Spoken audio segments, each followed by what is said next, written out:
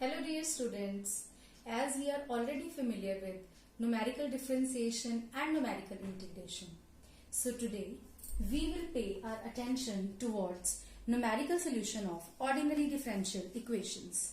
We have lots of analytical methods to solve differential equations, but unfortunately many real world problems cannot be solved using existing analytical methods. And in some cases, if analytical solutions exist also, even in that, it is difficult to extract numerical value of the solution corresponding to any independent variable.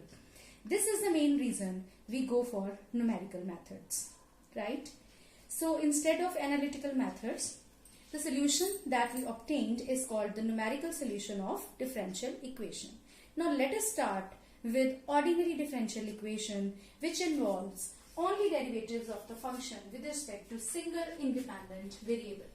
For example, dy by dx is equal to x plus y, or dy by dx is equal to x square plus y square, or y minus x upon y plus x, or d square y upon dx square is equal to xy, and so on. Its general form can be written as f.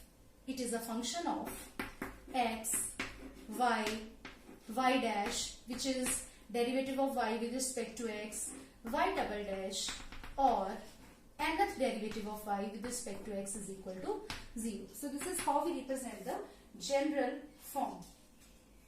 So now let us consider first order differential equation. So the first order differential equation is written as dy by dx is equal to fxy. So if we take along with the given initial condition, that is y at x naught is equal to y naught, this is called initial value problem. Now we want to find the value of y at points x1, x2, xn, or any number of points. So we shall take these points to be equidistant. Otherwise, we shall adjust the step size, and I shall let you know while doing the problems that how we are going to do this. The numerical methods to solve first order initial value problems are classified into two main categories. The first is single step methods, and other is multi-step methods. Single step methods are further categorized into four categories. There are four methods. The first is Picard's method. The second one is Taylor series method. Third one is Euler's method. And the last one is Runge-Kutras method. And the one main multi-step method we will be using in this chapter, that will be Millen's method. So in this lecture, I am going to do the questions, the ways to solve the differential equation used numerically by using Picard's method. So let's see how we are going to do by Picard's method.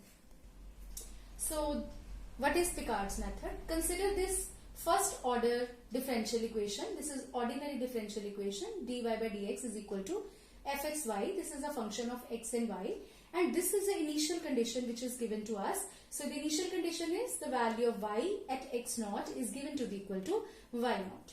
So what we are going to do is we will integrate this equation, say this is equation number 1, with respect to x. So when integral is done, we have to put the limits.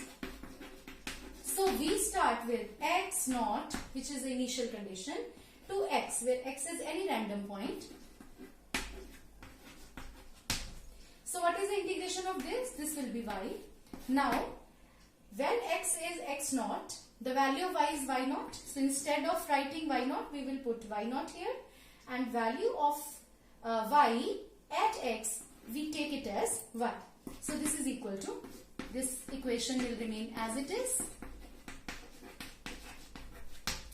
Now if we put upper and lower limits, so we will get, and take y naught to the right hand side, we will get y is equal to y naught plus x naught to x fxy dx. So this is the second equation which we have obtained. This is an integral equation because it is involving integral. So how we will obtain the first approximation of the value of y, right? So we will put y is equal to y naught in the right hand side to obtain the first approximation to the value of y, and we call it as y1. So what is y1? The first approximation, this is y naught plus x naught to x f at x comma y naught dx. Now see, in this integral, now y has been changed to y naught. It means it is not a variable here, it is constant. So this is a function of x only, and we can integrate this function of x with respect to x and put the limits to get the value of y. This is the first approximation. Now what we will do in the next approximation, that y2 will be obtained by putting y is equal to y1 in this second equation dx. So this value obtained will be called the second approximation of y, and if we put this second equation approximation of y in this second equation, we will get third approximation of y, and so on, and we can obtain as many approximations as we want to find. Now let's do one example to clear how Picard's method works. Consider an example. dy by dx is equal to x plus y, where y at 0 is equal to 1. So here our x naught is 0 and y naught is 1. So this is the equation which we have obtained from Picard's method. Y is equal to y naught plus x naught to x fxy. So here fxy is x plus y dx. Now we are going to put the values of x naught and y naught in this equation. So y naught is 1 plus x naught is 0 to x plus y dx. So this is the first equation that we have obtained. Now what was the method to obtain the first approximation? We will put y equal to y naught here. Now what is y naught? It is 1 dx. So when we will integrate, what we will be getting, this is x square by 2 plus x upper limit minus lower limit, the same result. So this is the first approximation of y. Now to obtain the second approximation, again we come to equation number 1. So y2 will be 1 plus 0 to x plus here will be y1. So put this value of y1 here. So we will get 1 plus x square by 2 plus x dx. So after solving, we will get this thing is equal to 1 plus x square plus x cubed by 6. So we will do this again and again unless we want the number of steps which are required to us.